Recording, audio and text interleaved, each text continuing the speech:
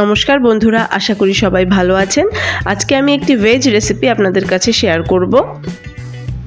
অনুষ্ঠান বাড়িগুলোতে ঠিক যেভাবে শুক্তো রান্না করা হয় আমি সেভাবেই আপনাদেরকে দেখাবো। সঙ্গে থাকুন, আশা করি ভালো লাগবে। আমার প্রতিদিনের রেসিপিগুলো যদি আপনাদের এতটুকুও ভালো লাগে তাহলে আমার চ্যানেলটিকে অবশ্যই সাবস্ক্রাইব করবেন এবং লাইক, কমেন্ট, শেয়ার করতে ভুলবেন না কিন্তু। চলুন তাহলে শুরু করা যাক আজকের রেসিপি শুক্তো। শুক্তো রান্না করার জন্য যে মশলাটির প্রয়োজন তার জন্য আমার প্রথমেই লাগবে 3 টুকরো আদা, 1 চা চামচ পরিমাণ সর্ষে এবং খুব সামান্যই নারকেল। এটাকে আমি একসঙ্গে পেস্ট করে নেব। প্রথমে আমি কিছুটা কাঁচা পেঁপে, আলু এবং কিছুটা লাল আলু নিয়ে এগুলোকে সিদ্ধ করতে বসিয়ে দেব। হাই ফ্লেমে 2 থেকে 3 মিনিট আমি ফুটিয়ে নেব। ঢাকনা লাগিয়ে আমি 2 থেকে 3 মিনিট অপেক্ষা করব। ঢাকনাটা খুলে তারপরে আমি সজনে ডাঁটাগুলো দিয়ে দেব। খুব বেশি না, আরও 1 মিনিট মতন আমি ফুটিয়ে নেব। মোটামুটি 4 মিনিট রান্না করলেই হবে। যেহেতু সবজিগুলো সিদ্ধ হতে সময় নেয় ওই জন্য আমি খানিকটা সময় ভাপিয়ে নেব।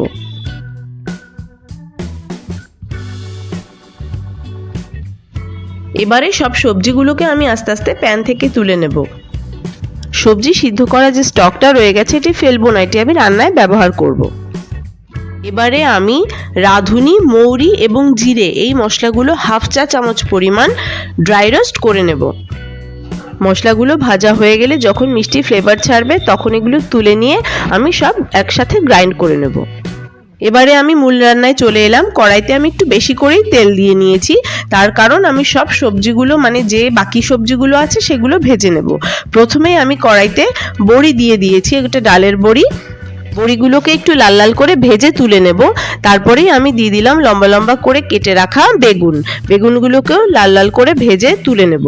আপনারা লক্ষ্য করেছেন সব সবজিগুলো আমি একটু লম্বাটে ধরনের কেটে নিয়েছি। শুক্তো রান্নায় সাধারণত সবজিগুলোকে লম্বাভাবেই কাটা হয়। এই পর্যায়ে আমি কাঁচা কলাও লাল লাল করে ভেজে তুলে নিলাম। তারপরে দিয়ে দিলাম শিমগুলোকেও ভেজে তুলে নেব। এবারে দিয়ে দেব উচ্ছে। আমি এখানে উচ্ছে ব্যবহার করেছি, আপনারা চাইলে করলাও ব্যবহার করতে পারেন। ব্যাস, ভাজাভাজির পালা শেষ। এবার আমি সব সবজিগুলোকে তুলে নিলাম।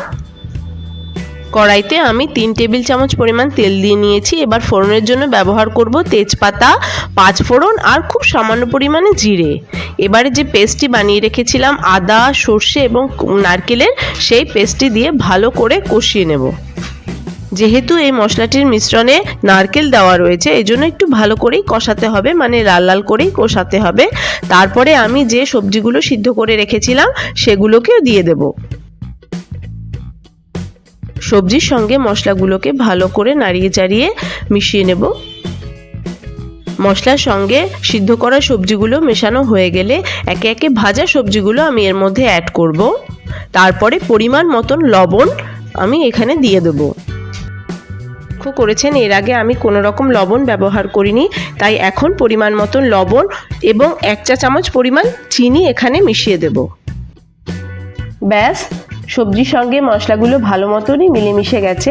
এই পর্যায়ে আমি 250 ml দুধ এবং 250 ml জল, যেটি সবজি সিদ্ধ করা স্টক ছিল সেটি 250 ml মতন ব্যবহার করেছি। মোট 500 ml মতন দুধ এবং জল ব্যবহার করেছি।